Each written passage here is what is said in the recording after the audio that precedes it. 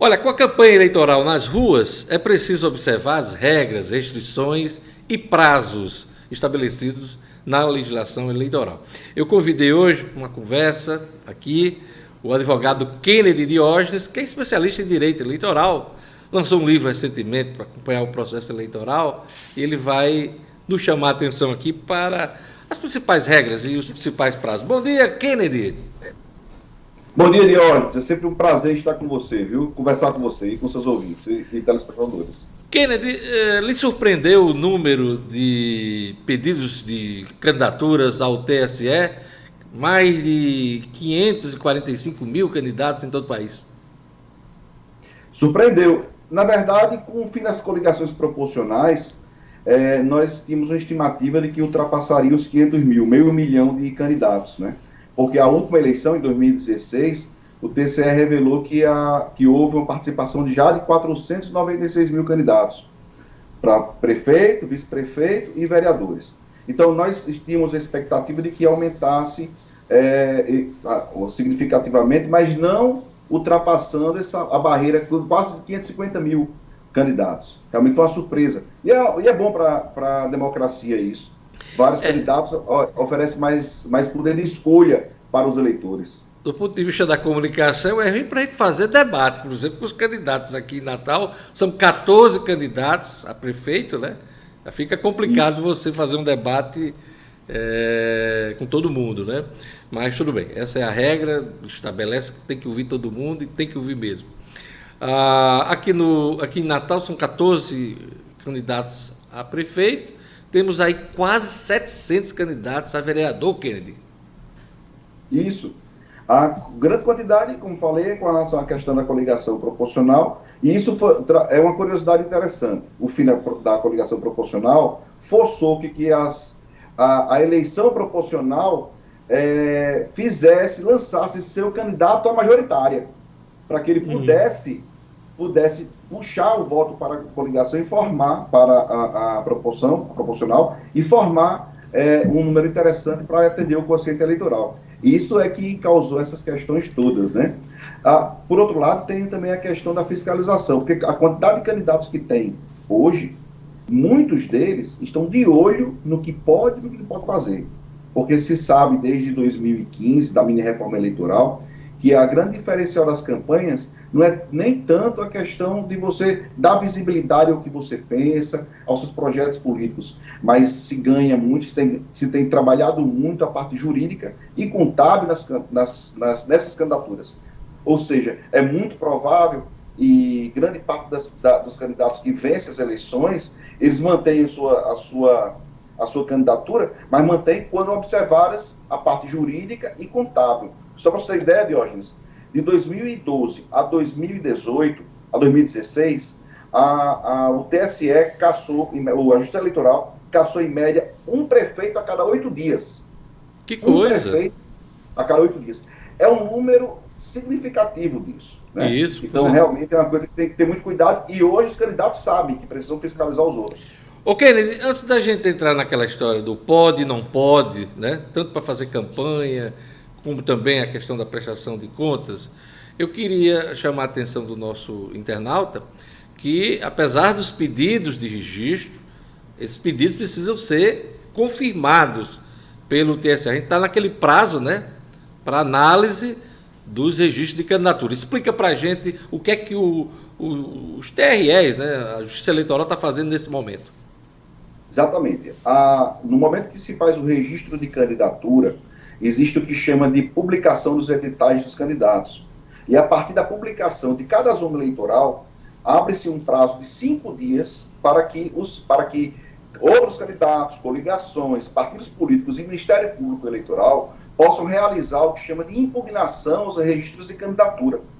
Essa impugnação aos registros de candidatura, elas visam observar se o candidato, o proposto candidato, se ele tem, de fato, as condições de elegibilidade, que é nacionalidade, idade para o cargo, se ele é alfabetizado, né? Se essas condições de elegibilidade, e as causas, não tem nenhuma das causas de elegibilidade, como a condenação em segundo grau, a reprovação de contas, pelo TCE, por órgãos colegiados, até por câmaras legislativas. Então, se ele tiver as condições de elegibilidade e se não tiver nenhuma das causas de inelegibilidade previstas lá na Lei Complementar 64/90, ele terá certamente seu registro deferido.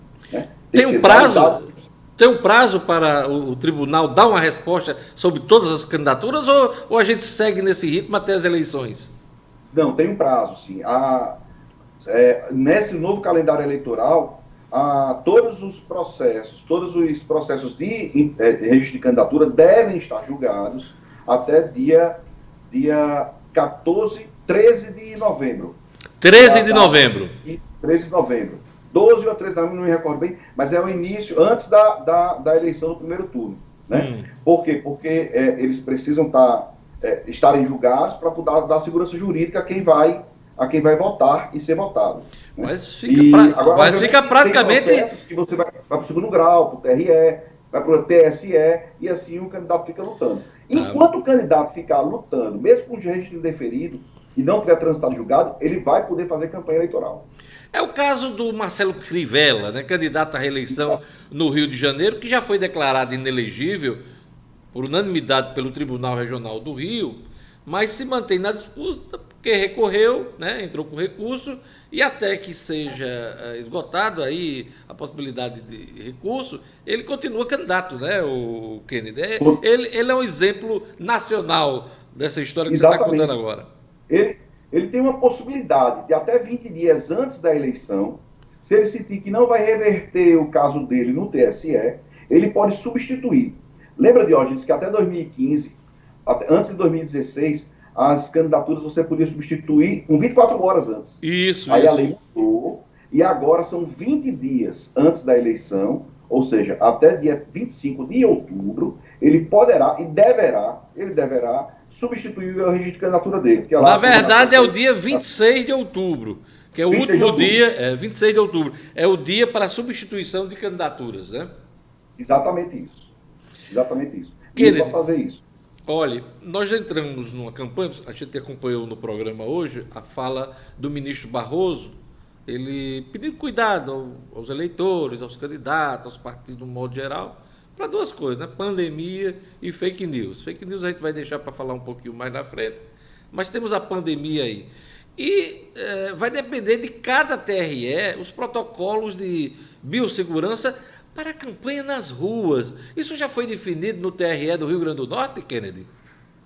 Ainda não. O TSE, ele tinha, agora em agosto, no mês passado, numa sessão ordinária do TSE, os magistrados discutiram a questão de fazer ou não regras próprias para isso. Então, como o Brasil ele tem essa dimensão continental, é impossível traçar uma regra nacional para todas as situações. Até porque cada estado teve um entendimento, governadores e prefeitos até com a permissão, né, do STF, para que estabelecesse seus protocolos. Mas a pergunta é, quando é que o TRE do Rio Grande do Norte vai estabelecer o protocolo da campanha na rua? Por que eu estou chamando a atenção para isso? Porque a gente já está vendo, desde a época das convenções partidárias, grandes aglomerações, grandes reuniões, com as pessoas sem máscara, as pessoas festejando, fazendo carreatas nas ruas. E isso não pode. Até pelas restrições das regras da pandemia para todo mundo, né?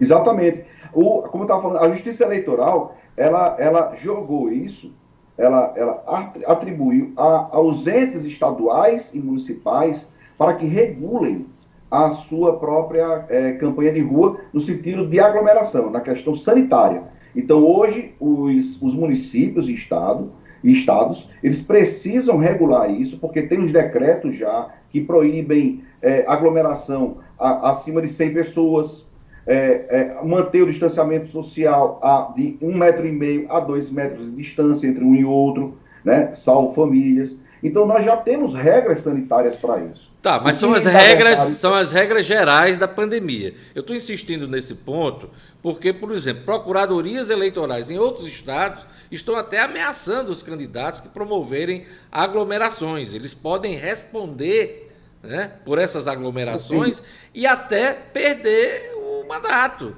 caso eleitos. Exato. Exato. E a recomendação, inclusive aqui no estado nós temos já a recomendação do Ministério Público Eleitoral, né? O procurador regional eleitoral, Ronaldo Chaves, reiterou isso a semana passada, dizendo que todos os candidatos devem observar as regras sanitárias estipuladas pelo Estado e pelos seus respectivos municípios. Né? Tanto é que a questão da aglomeração acima do limite permitido, ela será fiscalizada pela Justiça Eleitoral. E é esse o plano que o TRE hoje tem com relação à fiscalização. Como você sabe, Diógenes, o TRE ele não tem tanto material humano para ficar, né? As zonas eleitorais já são muito enxutas com relação às pessoas, né? Então isso realmente causa um dificultador. Mas ainda não tem um posicionamento do TRE sobre o que fazer nas ruas. O que tem no TRE é com relação à questão do cuidado para seus mesários, presença de mesa, no dia da eleição. Que aí o presidente do TSE já aboliu a questão da biometria, já tem todos os cuidados e treinamento desses mesários para que possam trabalhar no dia da eleição. Agora, fora disso, por enquanto está sendo aplicado as regras sanitárias do Estado e dos municípios. O Ministério Público Eleitoral, inclusive, recomendou aos municípios para que não alterassem as regras, porque aconteceu de que alguns municípios começaram a alterar, fazia a sua movimentação e depois restringia a movimentação para os demais. Aí disse assim, não altera as condições, as regras sanitárias para não piorar a situação para ninguém. Então, urge o Tribunal Regional Eleitoral do Rio Grande do Norte definir esse protocolo de biossegurança para a campanha. A campanha começou desde ontem, a gente já viu aí algumas carreatas aqui em Natal, no interior a coisa fica mais solta, fica mais livre, até por conta da dificuldade de fiscalização, mas é preciso que o Tribunal Regional Eleitoral estabeleça, defina esses protocolos. É o que está previsto e é a orientação do Tribunal Superior Eleitoral. O outro ponto, que aí a gente entra já nas redes sociais, nessa coisa do palanque eletrônico, do uso maior das redes sociais, até por conta da restrição da pandemia, o uso das redes sociais vai resultar numa pressão maior sobre a questão das fake news, o Kennedy. O que é que está previsto? Até que ponto a Justiça Eleitoral vai conseguir barrar a prática da fake news, da notícia falsa, fraudulenta, que desinforma, que influencia o pleito? Até que ponto a gente vai poder conter a fake news? A fake news é um problema, né, que se iniciou aí nos Estados Unidos desde 2008, que a gente já vê isso aumentando, e no Brasil em 2016 e 2018 foram realmente um volume muito grande de fake news. 2016 nos Estados Unidos, na eleição de Trump, né? Ele que é candidato à reeleição agora. E em 2018 aqui no Brasil, né? Em 2014, nas eleições gerais do Brasil, já teve investigação envolvendo uma rede de robôs para denigrir, desconstruir a imagem do candidato, que a Justiça Eleitoral veda esse tipo de propaganda eleitoral negativa, né? Então, o fake news hoje é uma realidade que deve ser combatida. O Tribunal Superior Eleitoral, ele tem hoje mecanismos tecnológicos muito avançados. A resolução ela é muito clara com relação a essa questão de identificação do fake news, porque é interessante, as pessoas têm que separar o que é fake news, né, do que é uma crítica administrativa. Fake news é uma notícia que pode ser falsa ou desvirtuada. Pode ser uma notícia verdadeira que não esteja no tempo certo. É uma notícia, é uma conclusão que alguém tira de alguma situação que não pode ser, que não é aquela, né? Então, isso também é fake news. A Constituição Federal, ela veda duas coisas. Ela veda que seja um anonimato e que a notícia não seja criminosa, não gere um dano à imagem, à moral, injuriosa, caluniosa, difamatória.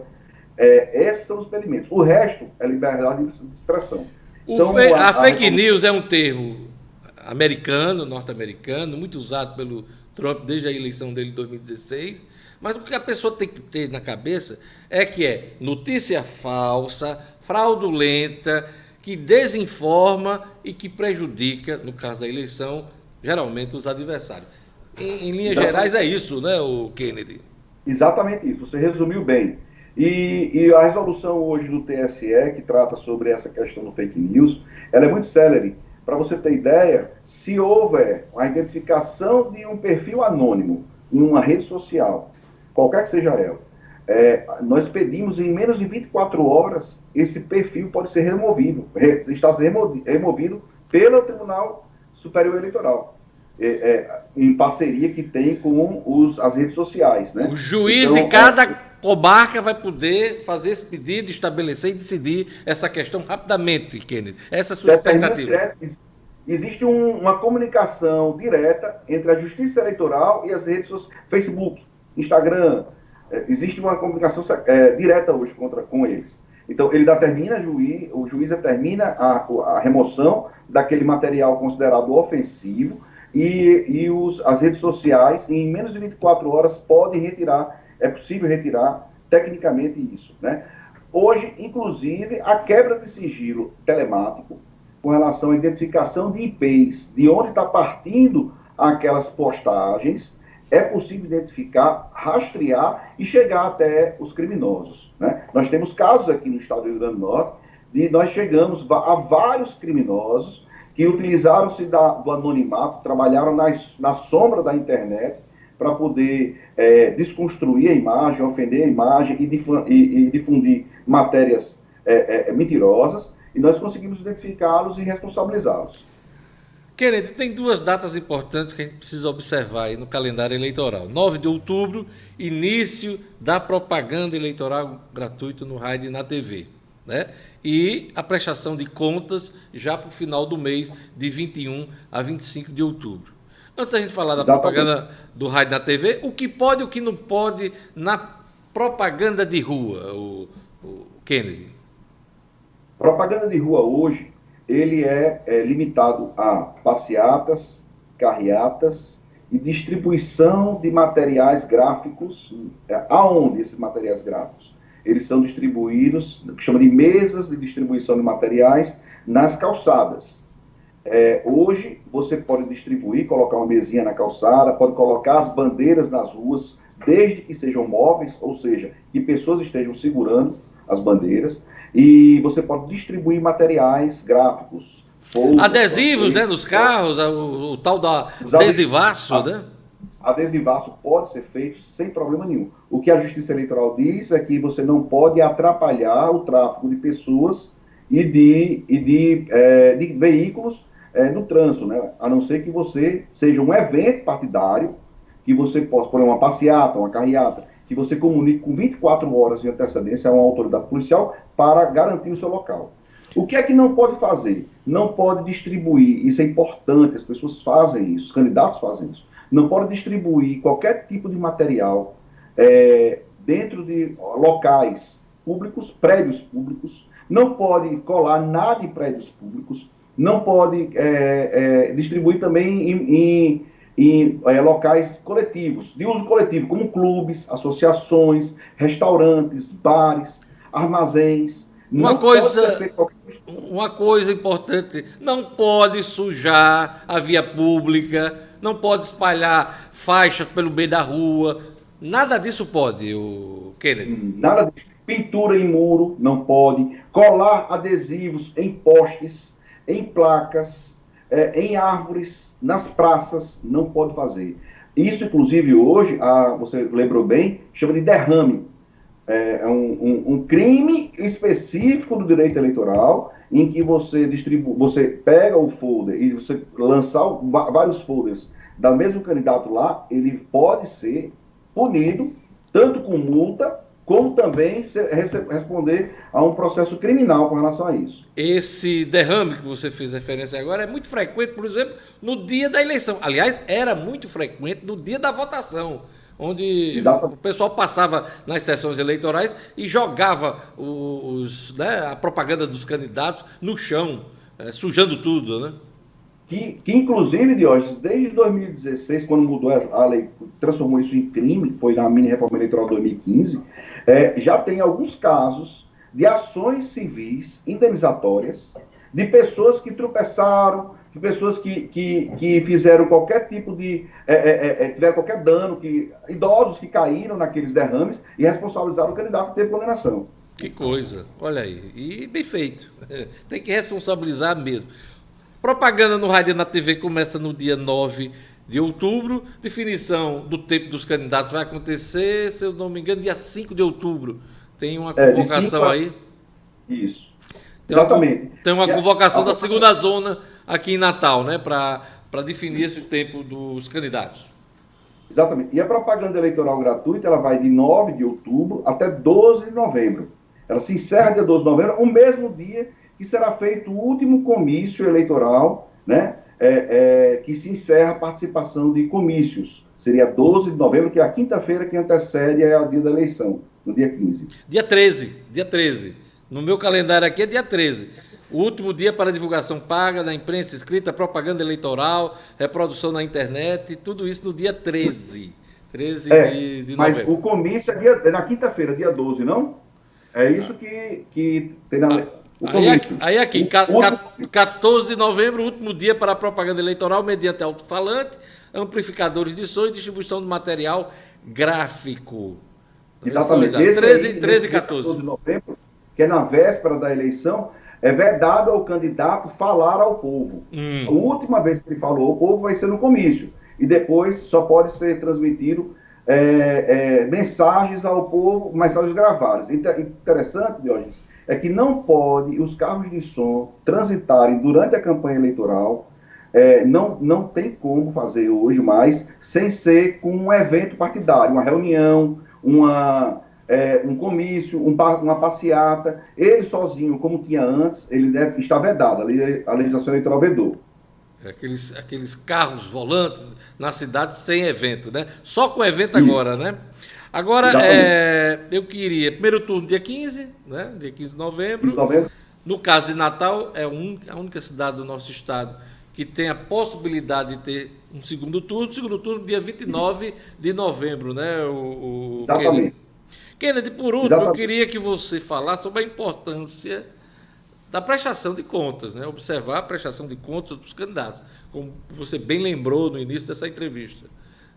Desde 2012, o TSE vem caçando muita gente, principalmente por abuso do poder econômico e erros na prestação de contas. Temos um caso aqui, por exemplo, do deputado estadual Sandro Pimentel, que já teve decisões desfavoráveis, tanto no Tribunal Regional Eleitoral, também em Brasília, no Tribunal Superior Eleitoral, corre o risco de perder o mandato por prestação de contas irregular, o Kennedy. Exatamente. Só para lembrar os dois datas importantes de prestação de contas. A primeira data importante é do dia 21 a dia 25 de outubro, que é a prestação de contas parcial. E a segunda prestação de contas, que é a prestação de contas final, vai ser no dia 15 de dezembro. É importantíssimo que os candidatos eles observem como estão sendo captados os recursos e gastos, as despesas eleitorais, com quais são as despesas eleitorais que estão sendo feitas. Toda a movimentação financeira tem que ser direto na conta do candidato. O candidato só pode fazer contratação, a primeira contratação que ele tiver que fazer, ele só pode fazer com conta bancária aberta. Tudo isso são regras eleitorais, são importantes. Você citou o caso de Sandro Pimentel, eu me sinto muito à vontade porque eu trabalhei nesse caso, e eu digo para você que foi o quê? Existe um limite de depósito bancário. Para você, até R$ 1.064,10, para você que vai doar, você pode chegar lá na boca do caixa e depositar esse valor, desde que seja identificado, informar seu CPF. Se for acima disso, a legislação eleitoral ela só permite dois tipos de crédito, que é transferência eletrônica, a transferência bancária, de conta a conta, ou cheque cruzado. No caso de Sandro Pimentel, a pessoa que doou a ele esse valor, em vez de ser R$ 1.064, doou R$ 4.000. Então, depositou, fez o depósito identificado, com o CPF lá dele, né? E ao mesmo tempo que ele fez isso, Sandro Pimentel não percebeu isso e usou o dinheiro, né? Que, na verdade, a irregularidade foi na forma de inserção do recurso doado na campanha eleitoral. Quer dizer, um erro formal, né, na prestação, uma prestação de contas não foi observado e que pode custar o mandato dele de deputado estadual, né? Em 2016, nós tivemos casos análogos, idênticos. O TRE entendeu exatamente isso. Foi um erro formal, em que o fim da lei, que era a identificação de doador, já tinha sido atendido. O problema é que está mudando muito a justiça eleitoral, no sentido de cada vez mais buscar a profissionalização da candidatura. Então, o candidato, ele não pode mais entrar assim, não, eu tenho liderança, eu tenho carisma, e vou me candidatar. Ele tem que se preparar para ser candidato. Isso. Ele tem que saber que ele está colocando em jogo lá, não só disputando uma questão democrática, mas também ele tem que gerir a campanha dele com responsabilidade, fazer um orçamento, né? E cada vez ter assessorias, não só contábil, mas também jurídica, para fazer esse acompanhamento que às vezes é complexo, às vezes é complicado. Já teve épocas que tinha candidato que fazia prestação de contas no papel de pão da padaria e entregava à Justiça Eleitoral. Esse tempo já acabou. Com cruzamento hoje de dados, né, de todos os órgãos, as pessoas têm que prestar contas de forma correta, Kennedy Diógenes. Principalmente agora que a utilização principal do investimento das campanhas é de recurso público, tanto do fundo partidário quanto do fundo especial de financiamento de campanha, que é o fundo eleitoral. Então, esse dinheiro público, as pessoas têm que entender, o candidato... Dinheiro, por sinal, muito dinheiro. Muito dinheiro, né, que está chegando aqui, e o candidato tem que ter responsabilidade nesse gasto. Para você ter ideia, e aí é uma coisa que é diferente de todas as campanhas que vai acontecer agora, eu lhe falei que a prestação de contas vai ser dia 15 de dezembro. A diplomação dos eleitos será dia 18 de dezembro. Desde a redemocratização, nunca houve uma diplomação antes da apreciação das contas e aprovação ou reprovação das contas dos candidatos eleitos. Vai ser a primeira vez em que candidatos, partidos políticos e coligações e Ministério Público Eleitoral terá um tempo muito maior para poder analisar as contas dos candidatos que vão gastar dinheiro nessa campanha, porque somente a partir do dia 12 de fevereiro do próximo ano, de 2021, é que serão aceitas as representações pelo 30A, que é o instrumento jurídico que impugna o gasto ou a arrecadação ilícita de campanha, e que é esse que pode gerar cassação. Ou seja, eu vou dizer agora no seu programa que, e pela primeira vez, que eu estimo que vai aumentar entre 20% e 30% as cassações de candidatos, justamente por causa desse tempo que vai ter a maior para poder avaliar as contas dos candidatos eleitos. Eu queria agradecer a participação no nosso programa do advogado Kennedy Diógenes, meu xará, né? Eu sou Diógenes, ele é também Diógenes, né? Com muita honra. Kennedy, muito obrigado por sua participação. O jogo eleitoral, né? A campanha eleitoral só está começando. Eu quero contar com a possibilidade de poder convidá-lo para a gente analisar em outro momento da campanha os fatos desta eleição municipal, que é uma eleição diferente, uma eleição, não custa nada a gente lembrar que a gente está vivendo uma pandemia, houve mudanças, adiamento de datas, tudo por conta desse momento de crise na saúde que a gente está vivendo. Obrigado, Kennedy. Dinara, quando quiser, eu estarei sempre à disposição, viu? Já se sinta convidado. Um abraço. Muito obrigado. Até mais.